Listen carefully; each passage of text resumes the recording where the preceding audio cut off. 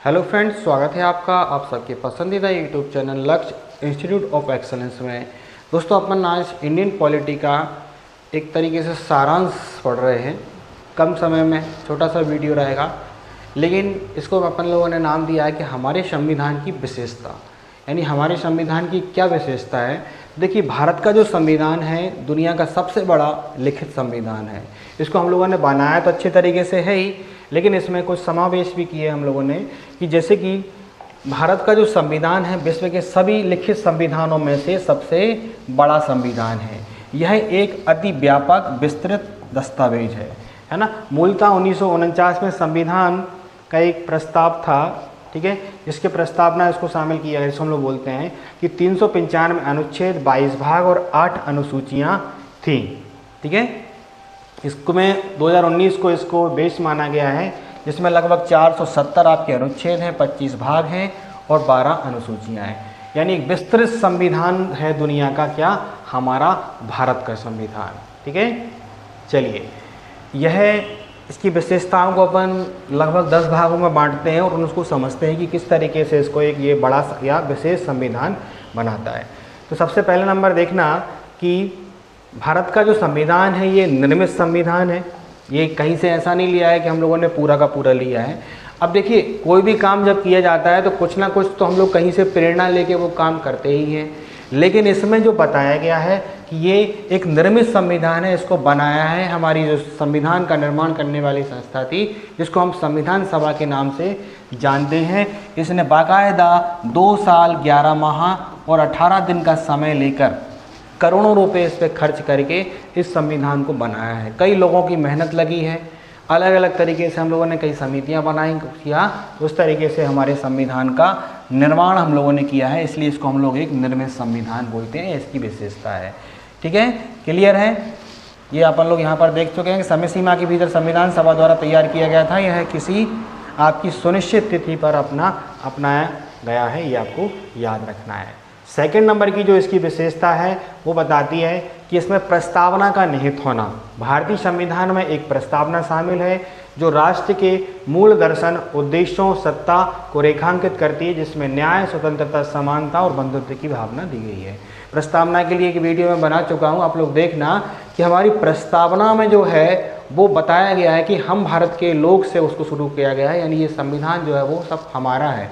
उसमें बोला गया है कि ये चीज़ यहाँ पर वर्णित है, हम ऐसा करने के लिए संविधान को बना रहे हैं, ठीक है। तो प्रस्तावना का निहित होना भी ये हमारे संविधान की एक विशेषता है, जो इसको स्वतंत्रता, समानता और न्याय के लिए एक आपका बंधुत्व में बांधकर इसका आदर्श प्रस्तुत करती है। थर्ड नंबर की इसी विशेषता, शक्ति का स्रोत जनता में होना।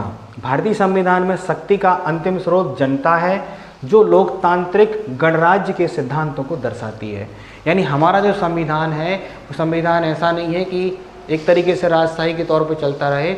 हमारा संविधान हम लोगों को लोकतांत्रिक बनाता है, हम लोगों को शक्ति देता है। हमारी भारत की संविधान में भारतीय जनता को शक्ति दी गई है, जो कि प्रस्तावना में लिखा गया है। प्रस्तावना भी ये नहीं बोला कि संविधान ये मान्यता देता, उसमें ये बोला गया है कि हम भारत के लोग ऐसा करने का वचन देते हैं। ये सब सारी चीज़ें हैं, यानी कि जो संविधान है वो भारतीय संविधान की जो शक्ति है वो कहाँ पर निहित है, आपकी जनता में भारतीय संविधान की वास्तविक शक्ति आपकी निहित है। ये आपको याद रखना है। अगला इसकी जो विशेषता है कि भारतीय संविधान का जो स्वरूप है वो स्पष्ट है। भारतीय संविधान का स्वरूप स्पष्ट है, जिसमें सरकार की संरचना, शक्तियों का विभाजन और नागरिकों के अधिकार और कर्तव्यों को बताया गया है। यानी हमारा जो संविधान उसका स्वरूप पूरी तरीके से स्पष्ट बताया गया है। इसमें सरकार की भी शक्तियाँ बताई गई हैं, सरकार के भी कर्तव्य बताए गए हैं, उनके सरकार के अधिकार बताए गए हैं। ऐसे हमारे नागरिकों को भी हमारे अधिकार भी दिए गए हैं। मूल कर्तव्य पहले नहीं दिए गए थे, लेकिन बाद में फिर हमने हमारे नागरिकों के मूल कर्तव्य भी बताए हैं कि भाई आप भारत देश के नागरिक हैं, तो आप देश में रहकर आपको अधिकार तो संविधान देता है, लेकिन आपके कुछ कर्तव्य भी होंगे। अगर आप भारत में रह रहे हैं तो आपको उन कर्तव्यों का पालन भी करना होगा। यानी इसीलिए ये बात आपको यहाँ बता रही है कि हमारा जो संविधान है वो पूरी तरीके से स्पष्ट है, हमारे हर चीज़ क्लियर बताई गई है, कोई चीज़ छिपी नहीं है, ठीक है। संरचना, शक्ति का विभाजन यहाँ पर किया गया है, ठीक है। नेक्स्ट विशेषता अपन यहाँ पर देखेंगे कि संसदीय प्रणाली को हम लोगों ने अपनाया है। भारत की जो सरकार है वो संसदीय व्यवस्था को अपनाती है, जिसमें कार्यपालिका अपनी नीतियाँ और कार्यों के लिए विधायिका के प्रति आपकी जवाबदारी होती है। यानी हमारे देश में हमारी जो सरकार होगी वो सरकार का मतलब क्या होता है, उसको इस तरीके से डिज़ाइन किया गया, जैसे आपने 3 शब्द पढ़े होंगे, कार्यपालिका, विधायिका और आपकी न्यायपालिका। ये तीनों का ये जो कॉम्बिनेशन है, कानून को बनाना, विधान को बनाना, विधान को लागू करना, और लागू नहीं हो रहा है तो उसका कार्य करना। जैसे कि जो विधायिका है, विधायिका का काम क्या है, इसके लिए भी मैंने एक अलग से वीडियो बनाया हुआ है, आप लोग प्लेलिस्ट में जाकर उसको देख सकते हैं, उसमें अच्छे से मैंने उसको एक्सप्लेन किया है। लेकिन थोड़ा सा सारांश हम यहाँ पर देखेंगे कि जो विधायिका है, यानी जिसके नाम से ही स्पष्ट है कि कानून को बनाना, ठीक है। उसके बाद फिर क्या है आपका कार्यपालिका, विधायिका यानी लेजिस्लेटर है ना, उसके बाद कार्यपालिका यानी एग्जीक्यूटिव, उसको लागू करना। विधायिका का मतलब क्या होता है, कानून को बनाना, फिर कानून बन के तैयार हो गया, उसको लागू कराने का काम किसका है, आपका कार्यपालिका का। फिर अगर वह लागू नहीं हो रहा है तो फिर कौन देखता है, हमारे यहाँ की जुडिशियल सिस्टम, जिसको न्यायपालिका बोलते हैं। सबका एक अलग अलग प्रावधान किया गया है, यही हमारे संविधान की विशेषता है। सरकार कानून बना देगी, उसको लागू करवा देगी, अगर वह सही से लागू नहीं हो रहा है तो फिर आप न्यायालय के अधीन उसको आके कार्य को देख सकते हैं। ये हमारे संविधान की विशेषता है। चलिए, केंद्र और राज्य संबंध की इसमें व्याख्या की गई है। भारतीय संविधान केंद्र और राज्यों के बीच शक्तियों का विभाजन करता है, संबंधों को स्पष्ट रूप से परिभाषित करता है, जिसमें 3 सूचियां वाली 7वीं अनुसूची हमारे संविधान में शामिल है। यानी हमारे यहाँ पर केंद्र सरकार और राज्य सरकार को अलग अलग नहीं रखा गया है, एक तरीके से एक है, और केंद्र और राज्यों के बीच हम लोगों ने शक्तियों का बंटवारा किया हुआ है कि यानी कि कोई भी सरकार होगी वो किस तरीके से काम करेगी, केंद्र सरकार के क्या विषय होंगे, राज्य सरकार के क्या विषय होंगे, केंद्र सरकार अगर कानून बना रही है तो राज्य सरकार उसको कैसे लागू करेगी। इसके लिए जो 7वीं अनुसूची है, इसमें केंद्र और राज्य के बीच शक्तियों का बंटवारा किया गया है। इसमें 3 प्रकार की व्यवस्था की गई है। सबसे पहले नंबर पर हमारे यहाँ पर संघ सूची का प्रावधान किया गया है। इस सूची में दिए गए विषय पर कानून केंद्र सरकार बनाती है। सेकंड नंबर की जो अनुसूची है, इसको हम लोग राज्य अनुसूची बोलते हैं। 7वीं अनुसूची यानी हमारे भारतीय संविधान की 12 अनुसूचियों में से जो 7वीं अनुसूची है वो केंद्र सरकार और राज्य सरकार के बीच शक्तियों का बंटवारा करती है। इसमें से संघ सूची में दिए गए विषय पर कानून कौन बनाती है, केंद्र सरकार बनाती है ना, यूनियन स्टेट। राज्य सूची, इसमें दिए गए विषय पर कानून कौन बनाती है, आपकी सरकार बनाती, कौन सी, राज्य सरकार। और तीसरे नंबर की जो सूची है वो क्या है, आपकी समवर्ती सूची।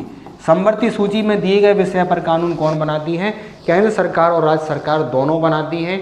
जब विषय समान होते हैं तो केंद्र सरकार के द्वारा बनाया हुआ कानून आपका लागू होता है। यानी कि कहने का मतलब क्या है, आपका 3 प्रकार की सूचियां बताई गई हैं, वो कौन सी आपकी, ये। इसमें 7वीं अनुसूची में आपकी ये वर्णित है, ठीक है। भारतीय संविधान में 12 शेड्यूल या 12 अनुसूचियां हैं, जिनमें अलग अलग अनुसूची में प्रावधान किया गया है। तो 7वीं अनुसूची में क्या प्रावधान किया गया है, केंद्र और राज्य सरकार के बीच शक्तियों का बंटवारा, ठीक है। चलिए आगे देखेंगे। 7वां है इसका स्वतंत्र निर्वाचन आयोग की व्यवस्था का होना।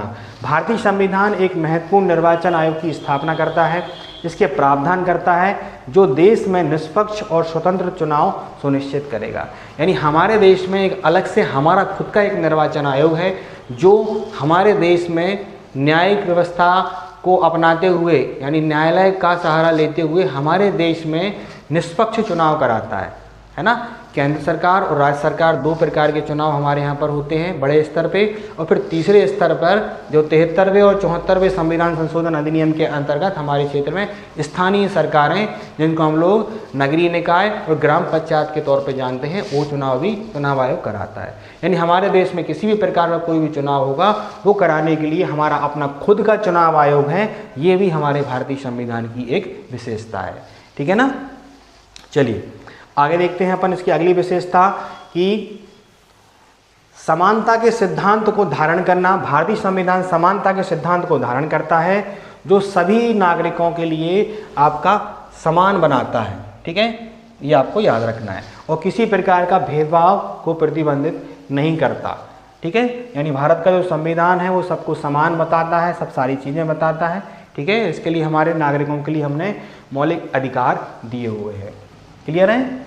नेक्स्ट है कि बंधुत्व को बढ़ावा देना। भारतीय संविधान बंधुत्व के आदर्श को बढ़ावा देता है, जिसका उद्देश्य सभी नागरिकों के बीच भाईचारे और एकता की भावना विकसित करता है। ये हमारे संविधान की विशेषता है।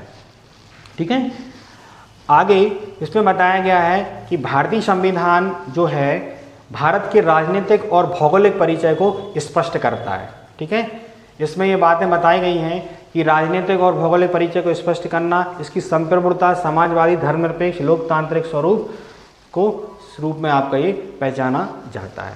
ठीक है। तो ये कुछ विशेषताएं हैं जो भारतीय संविधान की अपन लोगों ने यहाँ पर डिस्कस की है। ठीक है। नागरिकों को मौलिक अधिकार देने के साथ साथ उनको कर्तव्यों का भी बोध कराता है। भारतीय संविधान नागरिकों को मौलिक अधिकार प्रदान करता है, साथ ही उनके कर्तव्यों को भी उनको बताता है, जिससे कि एक जिम्मेदार नागरिक को बढ़ावा मिल सके।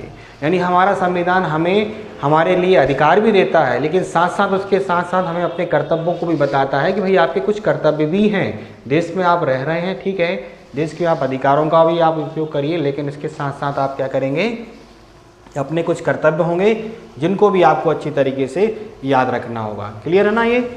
चलिए अगला आपको बताता है कि भारतीय संविधान लचीला है, कठोर प्रवृत्ति का है। भारतीय संविधान में संशोधन की प्रक्रिया कठोरता और लचीलेपन का मिश्रण है, जिससे आवश्यकता अनुसार बदलाव किए जा सकते हैं, लेकिन साथ ही संविधान की मूल संरचना की रक्षा की जा सकती है। तो देखिए भारतीय संविधान लचीला और कठोर, भाई एक चीज़ लचीली और कठोर दोनों हमारे संविधान की विशेषता है। अगर ये लचीला होता कि कोई भी कहीं भी कोई भी केस दायर करता और संविधान में संशोधन करा लेता, अगर कठोर होता आप कुछ कर लीजिए संविधान में कोई संशोधन नहीं होगा। लेकिन हमारा संविधान जो है वो लचीला भी है और कठोर भी है। मतलब अगर नियम के अंतर्गत कोई बात आ रही है, कई ऐसे आपके बाद हैं, इसके लिए अलग से वीडियो बनाऊंगा, आप लोग डिस्कस कर लेना, जैसे कि केशवानंद भारती बनाम, ठीक है, ये बाद हैं, कुछ मामले हैं कि आम नागरिक ने सरकार के खिलाफ केस किए हैं और सरकार को उन बातों को मानना पड़ा है। ये हमारे संविधान की विशेषता है। ठीक है, कि आप कोई भी काम करना चाहते हैं हमारे, अगर आप नियम के अंतर्गत हैं और वास्तव में सरकार आपको आमंत्रित करती है कि आप अगर कोई अच्छा काम कर रहे हैं, सरकार को कुछ अच्छा सुझाव दे रहे हैं, तो इसलिए तो संशोधन संविधान में होते रहे हैं कि कोई भी लगता है कि नहीं ये ऐसा आज के समय की डिमांड है तो उसको वैसा हो जाना चाहिए, तो वो पूरा का पूरा आपका हो रहा है। जैसे कि जम्मू कश्मीर से 370 का हटना, वहाँ पर लोग आम नागरिक जा नहीं सकते थे, और आज आप जम्मू कश्मीर की हालत को देखिए कि जम्मू कश्मीर एक बहुत बड़ा आपका टूरिस्ट स्पॉट बन चुका है। हालांकि कुछ छोटी-मोटी घटनाएँ तो देखिए होती रहती हैं, वो मायने नहीं रखती, लेकिन आज वहाँ के जो आम नागरिक हैं वो स्वतंत्रता की सांस ले रहे हैं। ठीक है, 3 तलाक का हटना, कई ऐसे मामले हैं जो सरकार समय समय पर नियम को बदलती रही है। तो वो इसी की विशेषता है कि आपका संविधान क्या है, एक लचीला है और कठोर भी है। ठीक है, तो ये अपन ने समझा है। ढांचा को संघात्मक और आत्मा से एकात्मक होना, भारतीय संविधान का जो ढांचा है वो संघात्मक है, जिसमें शक्तियों का विभाजन होता है, लेकिन इसकी आत्मा एकात्मक है। विशेष रूप से आपातकालीन प्रावधानों और एकल नागरिकता के संदर्भ में ये बात आपकी कही गई। देखिए इसको समझिएगा कि हमारा जो ढांचा है वो संघात्मक है ना, लेकिन आत्मा एकात्मक है। यानी हमारे देश में पूरी तरीके से जो केंद्र सरकार है वो ही सर्वोपरि है, लेकिन क्या कोई स्टेट जो है वो केंद्र सरकार की वजह से दुखी है? कोई नहीं है। यानी हमारे यहाँ हर स्टेट गवर्नमेंट अपने आप में अपने बनाए हुए नियमों के अनुसार से चलती रहती है और अलग अलग कानून बनाती रहती है। तो यही इसकी विशेषता है कि हमारा जो आत्मा है वो संघात्मक है एक तरीके से, यानी एकात्मक है, लेकिन क्या है अपना ढांचा जो है वो क्या है, संघात्मक है। ठीक है, यही आपको याद रखना है। चलिए, स्वतंत्र न्यायपालिका का होना, हमारे देश में भारतीय संविधान की एक स्वतंत्र न्यायपालिका का प्रावधान है जो कानून की व्यवस्था करती है और नागरिकों के अधिकारों की रक्षा करती है। साथ ही न्यायालय जो है वो सर्वोच्चता के सिद्धांत को बनाए रखता है। देखिए स्वतंत्र न्यायपालिका हमारे देश के संविधान की सबसे बड़ी विशेषता है। हमारे संविधान का जो संरक्षक है वो भी सुप्रीम कोर्ट को कहा जाता है। देश का जो सबसे बड़ा न्यायालय उसको हम लोग सुप्रीम कोर्ट बोलते हैं, हिंदी में उच्चतम न्यायालय बोलते हैं। और बाकी सारे सब्जेक्ट भी हम लोग हमारे चैनल पर चला रहे हैं, मैथ्स है, जीके है, इनको भी आप लोग अच्छी तरीके से देखते रहिए। ठीक है, तो जुड़े रहिए निश्चित तौर पे आपको वीडियो पसंद आ रहे होंगे, इसलिए लाइक करिए, अपने दोस्तों को शेयर करिए, और जिन लोगों ने चैनल को सब्सक्राइब नहीं किया है वो चैनल को सब्सक्राइब करें और रेगुलर हमारी वीडियो को देखते रहें। Thank you. जय हिंद, जय भारत।